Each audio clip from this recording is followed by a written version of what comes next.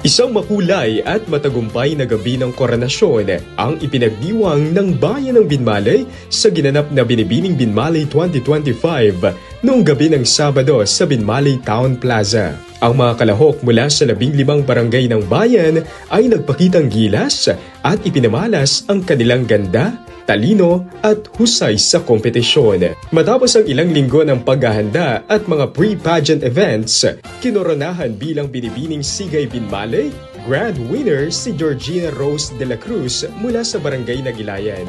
Wagi ito matapos magpakita ng kakaibang karisma, mahusay sa pagsagot sa Q&A portion at natatanging advokasya para sa mamamayan at sa kanyang bayan. I want to focus on empowering children who are from the broken family.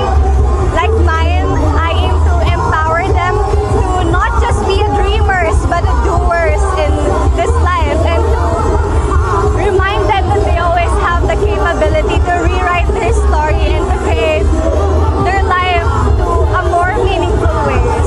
Itinanghal naman bilang Binibining Turismo First Runner-Up si Mian Abigail Prado at Binibining Kalikasan Second Runner-Up si Jamaica Rose Samson na pareho mula sa Barangay Tumbor. Habang si Irish May Villarasa naman ng Barangay Palyas ang Binibining Liga Third Runner-Up. At Binibining Kabataan 4th Runner-Up naman si Charis Alia Paras ng Barangay Poblasyon. Ang tagumpay ng ganitong pageant ay pagpapakita ng plataforma ng mga kabataan upang itampok ang mga mahalagang issue at kanilang advokasya na makakatulong sa komunidad. Mula dito sa IFM Dagupan, yan ang ating good news. Ako si Idol Ruru Hugutaro, Tatak IFM. IFM News. IFM News. IFM News.